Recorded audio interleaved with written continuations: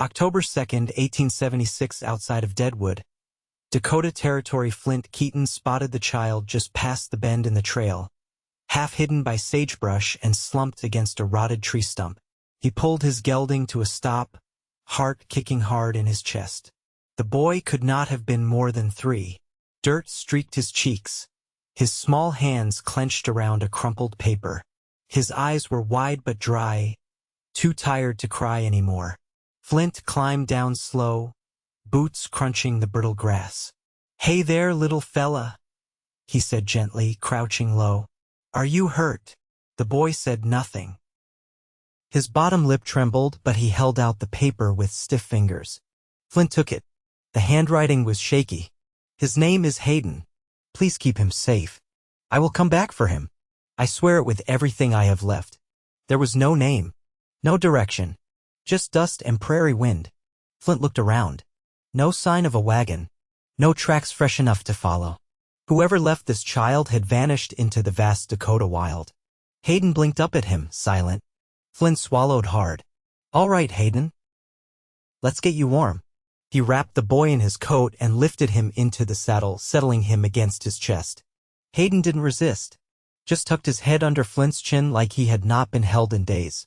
Back at his homestead about 5 miles north of town, Flint set Hayden near the stove and gave him warm milk. The boy drank without a sound, tiny hands trembling. Flint had not planned on this.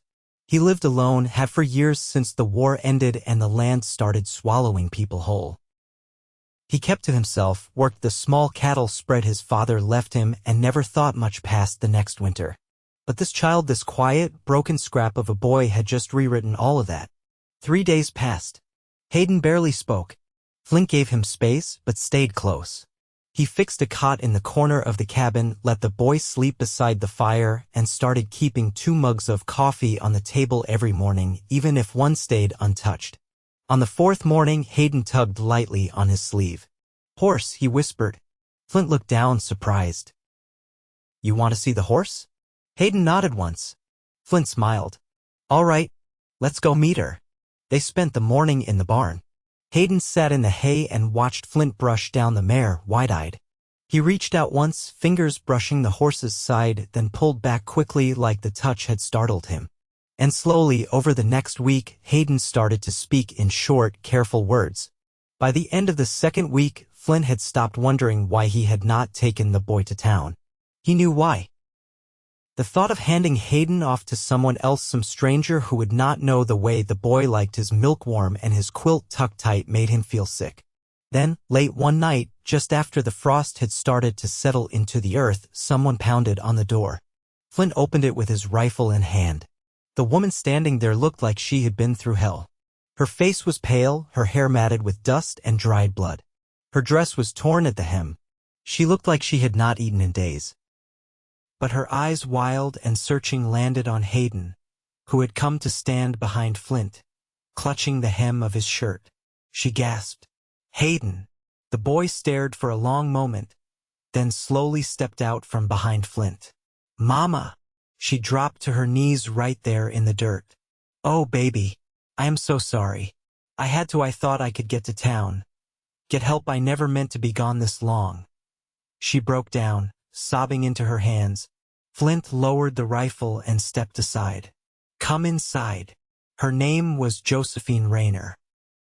She had been headed west with Hayden, trying to get to her cousin in Helena after her husband died in a mining collapse in Missouri. Their wagon broke down 2 days outside Deadwood. She left Hayden hidden near the trail with food and water, thinking she could get to help and return before nightfall. But she was robbed, left for dead. Spent 3 days crawling and limping her way back, hoping her son was still alive. "I did not know where else to go," she whispered that night, sitting at his table, her eyes hollow. Flint said nothing. He just slid a bowl of stew in front of her and sat across from her while the fire popped. Hayden climbed into her lap and laid his head on her chest. She cried again, silent tears this time. Over the next week, she regained her strength. Flint offered her the spare room and she accepted without pride or apology.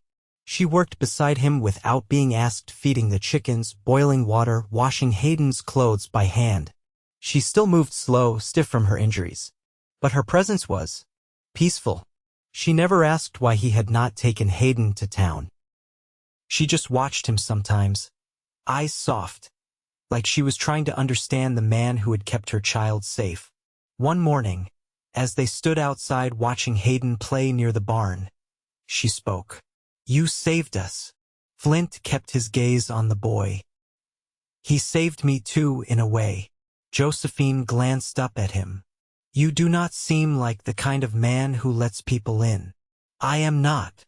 But you let him." Flint nodded, slow. "I did." She was quiet a while. Then she said, "Thank you." Their hands brushed as they walked back inside. The first time she smiled, really smiled, was 2 nights later when Flint handed her a carved wooden horse he had made for Hayden. She traced the shape with her fingers, looking up at him like she could not believe he existed. "I do not know what we would have done if you had not found him," she whispered. Flint met her eyes. His voice was low. "You do not have to figure that out anymore." The wind shifted and colder now, tugging dry leaves across the yard and pressing the scent of wood smoke deeper into the old cabin's seams.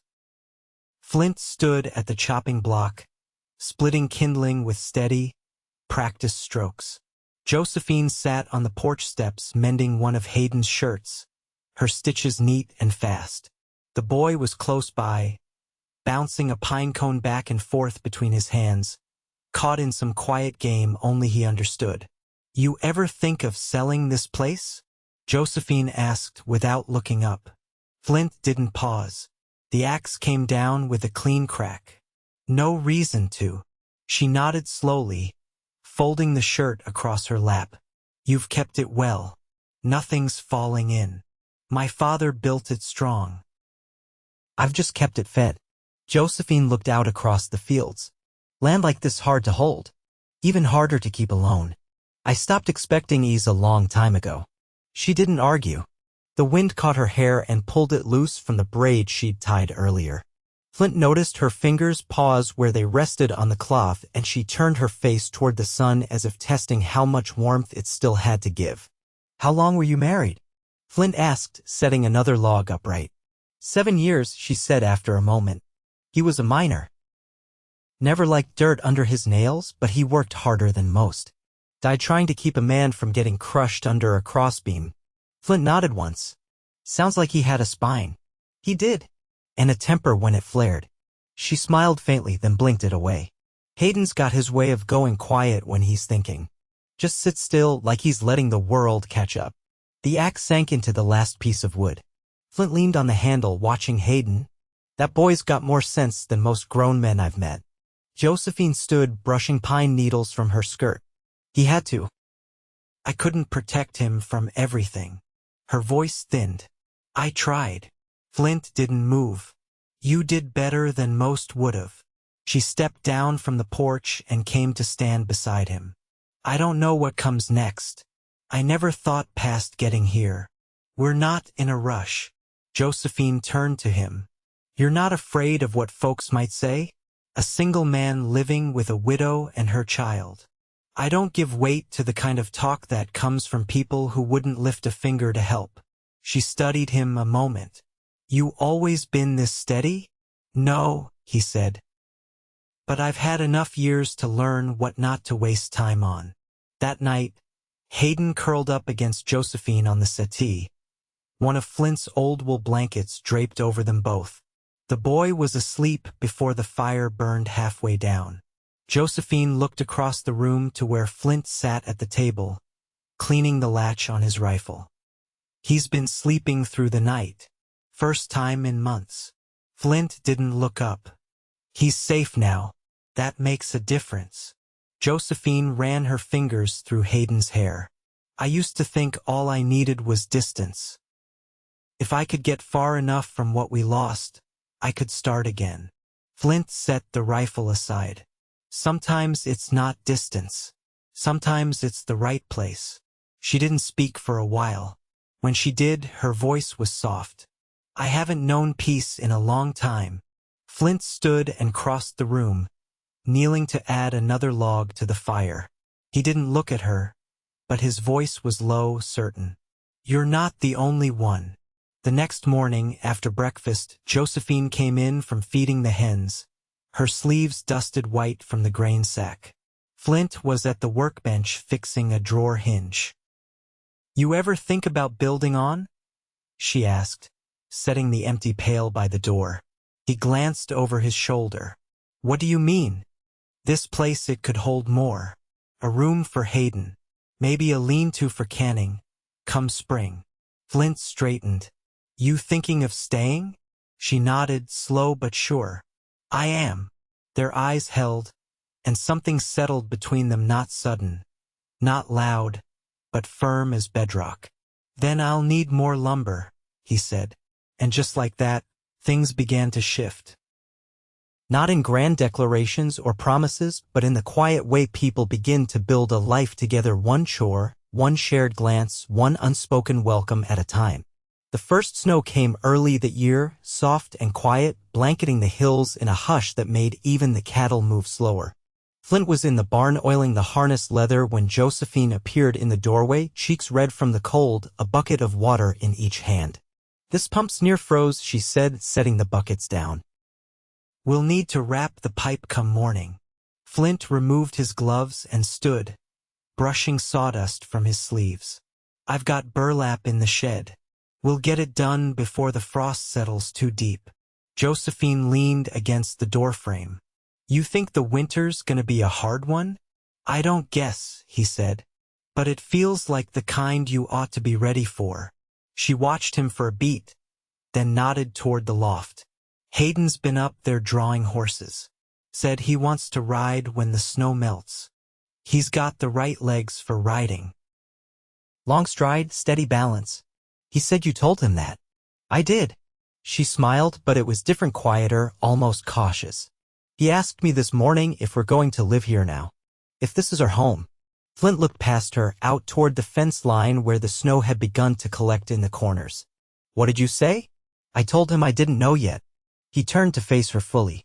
"And now?" Josephine crossed her arms over her coat. "I want to make sure it's not just comfort talking. That I'm not mistaking safety for something else." He stepped closer, his voice low. "You're not the kind of woman who mistakes much." She held his gaze. "I've been wrong before." "Well," he said, "we've both been through enough to know the difference between shelter and belonging." The silence between them wasn't strained, but steady, like something had settled underneath the words, waiting to be named. That evening, Josephine didn't go back to the room Flint had given her. She stayed near the hearth, helping Hayden sort pieces of dried apple into small jars. Flint carved a new handle for the barn latch, his hands moving slow and sure. The lamplight gave the cabin a quieter shape, and the wind outside pressed against the walls like a hand too tired to knock. After Hayden had gone to bed, Josephine stayed at the table, running one fingertip around the rim of her mug. "You always live this far outside town?" "Since I got back from the war," he said. "Didn't suit me to be around too many voices." "You fought." 8th Kansas Infantry. He didn't look at her. "Served under Colonel Martin. Lost most of my company at Chickamauga." Her voice was soft. "And after, came west. Took up this land when my father passed. Figured if I kept my head down and my hands busy, maybe I'd stop waiting for the next gunshot." Josephine reached across the table, laying her hand over his. "You don't have to wait anymore." He didn't speak, but he didn't pull away either. Later that week, Flint hitched the wagon and took Josephine and Hayden into Deadwood for supplies. It was the first time she'd seen the town since her arrival. Hayden clung close to her skirt, wary of the bustle. Flint kept a steady hand on the boy's shoulder, guiding him gently past the storefronts. At the mercantile, Josephine paused near the bolts of calico, running her hand over a length of dusty blue cloth. "You want it?" Flint asked, setting a sack of flour on the counter. "I was just remembering what it felt like to choose something just because it was pretty." He said nothing, but the next time she turned around, the cloth was folded neatly among the rest of their goods. They left town before noon, before the roads iced over. On the way back, Hayden leaned against Josephine's arm and asked Flint how much longer until spring. "Few months yet," he said. But the land always knows when to wake up. When they reached the cabin, the snow had thickened. Flint lifted Hayden from the wagon and carried him inside while Josephine shook the snow from her skirt and hung up her shawl. The hearth still held embers, and Flint stirred the fire back to life while Josephine unwrapped the blue calico and folded it carefully into the chest at the foot of her bed. That night, as Hayden slept, she stood at the window watching the flakes fall heavy and slow. "Place looks different with the snow," she said. Flint joined her, arms folded across his chest. "Covers the scars for a while." She turned to him. "I don't want to just get through the winter. I want to build something that lasts past it." He studied her face the way the firelight caught the corner of her eye. "Then we'll build it." She reached for his hand. "Together?" He closed his fingers around hers. "Together." Outside, the wind pressed on, but inside the cabin, the stillness was full of warmth. Nothing rushed, nothing undone, just two people who had found their way through ruin and silence to something solid and steady, ready now to begin again. The days shortened fast once December settled in, and morning light came slow and pale across the fields. Flint rose before it as always, but now he woke to the soft creak of another body stirring in the room beside his. Hayden had taken to sleeping through the rooster's call, but Josephine never slept past dawn anymore. She moved through the early hours with quiet purpose, checking the root cellar, warming the kettle, brushing Hayden's hair while he still blinked sleep from his lashes. That morning, she stepped into the barn while Flint was mending the sled runners. Her boots left crisp prints in the frost-hardened dirt. "I've been thinking," she said, brushing her hair back beneath her scarf. "If I earn a little from my sewing come spring, we could buy a second milk cow. That way Hayden wouldn't have to walk to town for cream if we run short again." "We'll make that happen," Flint said, tying the last length of rawhide. "There's a family out near Spearfish raises jerseys. I can ride out and ask after their stock when the thaw starts." She nodded, then leaned on the stall rail, watching as the mare shifted in her stall. "I used to sew for the ladies in Joplin. Mostly church dresses and black lace for mourning." "You still have that talent?" Her gaze met his. "I kept the needles. Couldn't carry much else, but I tucked those in with Hayden's baby things. Then we'll put them to use." She hesitated, thumb grazing a knot in the wood. "I'd like to make something new. Not just mending, not just black." Flint nodded. "That blue calico's still in the chest." She smiled, faint but certain. "I remember." Later that week, while Flint worked the east fence and Hayden stacked kindling near the porch, Josephine brought out a small basket of scraps and thread. She took a place by the fire and began to shape something simple, a child's winter shirt, pieced from old flannel and trimmed with pale thread so fine it caught the light when she turned her hand. Flint came in at dusk, smelling of cedar and cold wind. He saw the work in her lap and paused. "You're making that by hand?" he asked, hanging his coat near the stove. "I've always done it this way," she said. Machine stitching never held the same. He crouched beside her, watching the movement of her needle through fabric. "You've got a steady hand. You learn to when it's the only way to clothe a growing boy." Hayden padded in from the back room, rubbing his eyes. When he saw the shirt, he lit up, quiet and wide-eyed. "For me." Josephine looked up. "For you." He climbed into her lap without a word. That night, after Hayden had drifted off, Flint and Josephine sat on the porch under thick quilts. The stars were clear and cold above them, and the quiet was full, not heavy. Josephine held a mug of water in both hands. "You ever think about what you missed?" Flint traced a crack in the armrest with his thumb. "Sometimes. I used to think I'd have a daughter. Someone stubborn like my mother. She'd have run me ragged." Josephine smiled. "I always wanted 3. 2 boys and a girl between em. But I only ever carried Hayden." Flint glanced toward the window where the lamplight glowed soft behind the glass. "He's enough to fill a house." She turned her face toward him. "You never married?" "No," he let the word hang a moment. "War took up too many years. After that, I didn't see the use in pretending I was whole enough to offer anything to someone else." Her hand found his. "You're more than whole, Flint. You've just lived through the breaking." He didn't answer, but he held her hand like it anchored him. The snow deepened the next day, and Flint hitched the sled to haul firewood from the back grove. He came in at dusk, boots soaked, and found the cabin warm with stew on the stove and Josephine humming softly as she cut bread. You took your time, she said, glancing over her shoulder. Felled a dead pine. Figured it'd get us through the next spell. She set a bowl on the table. You always think 5 steps ahead. Someone has to. She joined him as he sat, folding her hands in her lap before picking up her spoon. Hayden was already chewing, too focused on the bread to speak. After the meal, Flint reached into the trunk by the hearth, pulling out a small square of carved wood. He passed it to Hayden. What's this? The boy asked, turning it over. Puzzle box, Flint said. Took me near a week to carve it when I was your age. Figured it's time someone else tried to solve it. Hayden's eyes widened, and he carried it to the corner rug, cross-legged, already turning the pieces. Josephine leaned close. You made that? Flint nodded. My father taught me.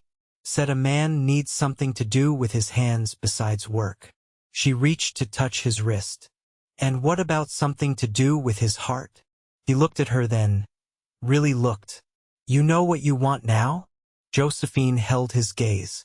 I want to wake up each morning knowing I'm not passing through. I want Hayden to grow up steady with a roof that won't shift on him. I want to watch the seasons change and know they'll bring more than just survival. His voice came quiet. And me. She reached up, brushing a speck of sawdust from his shoulder. I want you beside me. Not just through winter. Through all of it. He didn't speak, just leaned in and pressed his forehead to hers, the firelight flickering behind them. Her fingers curled around his collar, not pulling, just resting there like they'd already belonged a long while. Outside, snow fell steady, layering the roof, the rails, the world. And inside, the quiet was not empty, but full of all that had been broken and found again. The new room rose slow under Flint's hands, each board fitted with care, each nail driven clean. Josephine stitched curtains from linen taken in trade, and Hayden lined the shelves with pine cones and shaped stones. By late March, the walls were sealed tight, and sunlight spilled across the floor in warm patches that made the boy lie down flat to catch it on his face. Josephine stood at the threshold one afternoon, her apron streaked with flour. He wants to paint the walls with stars. Flint looked up from his hammer. Let him. We'll whitewash it again when he's taller. She stepped closer, brushing a fleck of sawdust from his collarbone. You've got a way of making things feel lasting. His eyes met hers. You've made it easier. Hayden's voice called from the yard, and they both turned. He was crouched by the garden plot, pointing to something sprouting near the fence. Flint walked over, knelt beside him, and plucked the shoot from the soil between forefinger and thumb. Dandelion, he told the boy. Good for your stomach. Terrible in the vegetable rows. Josephine joined them, resting her hands on her hips. You planting more this year? Planning to, Flint said. If we can trade for another barrel of seed. She tilted her head. I could ride into town come Thursday. Mrs. Holbrook asked after more stitching. I can work the trade. You sure you're up for the ride? I've done harder with less. He gave a quiet nod and turned back to Hayden. Go fetch the spade. We'll clear more space. Josephine left early that Thursday, bundled in her heavier shawl, a parcel of folded linens tied to her saddle. The morning was still and gray, clouds hanging low, but the road was firm and the mare fresh shod. She returned by late afternoon, cheeks wind-chapped, and the sound of her voice as she stepped inside was bright. Got the seed, and Mrs. Holbrook added a sack of sugar for the boys' manners. Hayden darted from the corner, arms thrown around her waist. She staggered, laughing, and kissed the top of his head. Flint stood in the doorway. You all right? Better than all right, she said, brushing hair from her brow. That town's not made for lingering, but it's useful when it needs to be. That night, while Hayden slept with his new wooden horse clutched tight, Flint and Josephine sat by the fire, their knees touching. She pulled a small parcel from her satchel, wrapped in brown paper. For you, she said. He unwrapped it slow. Inside was a compass, worn but polished, initials carved into the back. He turned it in his palm. Your husband's. My father's, she said. He carried it west. I've held on to it since I was 17. I want it with someone who knows how to find his way. Flint looked down at the brass casing, then up at her. I'll keep it close. She reached across and touched his cheek, her thumb resting near his jaw. "You were never just a place to land. You're the road I didn't know I was walking toward." He leaned in, slow and sure, and kissed her with the kind of care that came from knowing the cost of being careless. They were married 3 weeks later, beneath the cottonwoods behind the cabin, just as the first wild lupin bloomed. No preacher, no papers, just Flint's father's ring, a promise spoken with sun on their skin, and Hayden standing close, holding both their hands and grinning wide. That spring, Josephine planted sweet peas along the fence. Flint built a swing from old wagon rope and hung it between 2 trees. Hayden helped spread seeds, his hands careful, his brow furrowed in the way that had become familiar. One night, Josephine sat on the porch bench, her head against Flint's shoulder, the dusk soft around them. He asked today if he could call you Pa. Flint's breath caught. "What did you say?" "I told him it was his choice. He said he didn't want it to be pretend." Flint's arm tightened around her. "It wouldn't be." She reached for his hand and laced her fingers through his. "I think he's known that longer than we have." Later, when they tucked Hayden in, the boy turned toward Flint and said, "Good night, Pa." Then he rolled over and fell asleep without another word. Flint stood still for a long moment, one hand resting on the bedpost. Josephine watched him from the doorway, her eyes full. That summer, they harvested more than they planted. Beans hung heavy on the vines. The cow gave milk enough for butter. Josephine's stitches earned them bolts of cloth and jars of fruit. Flint built a small shed for tools, and Hayden carved his name into the frame. The nights stayed long and warm, and they left the windows open, letting in the scent of pine and the sound of crickets. Sometimes, Flint would wake with Josephine's arm across his chest, her breath steady against his neck, and he'd lie there listening to the quiet, grateful for the stillness he never thought he'd earn. One evening, as they watched Hayden chase fireflies through the tall grass, Josephine leaned close. "You ever think you'd have this?" "No," Flint said, "but I knew enough to know not to let it slip when it came." She kissed him, slow and deep, and when they pulled apart, she whispered, "Neither will I." The days passed full and steady. No great event marked the change, only the quiet strength of a life rebuilt from care and patience, from trust earned moment by moment. And so they lived not perfect, but deeply rooted, with love that held like the beams of the house they'd built together. The seasons turned, and with each one, they found more to grow, more to give, and more to hold. They never left. They never needed to. Everything they had was right there where the mountains met the sky, where the prairie opened wide, and where love, once lost and feared gone forever, had come to stay.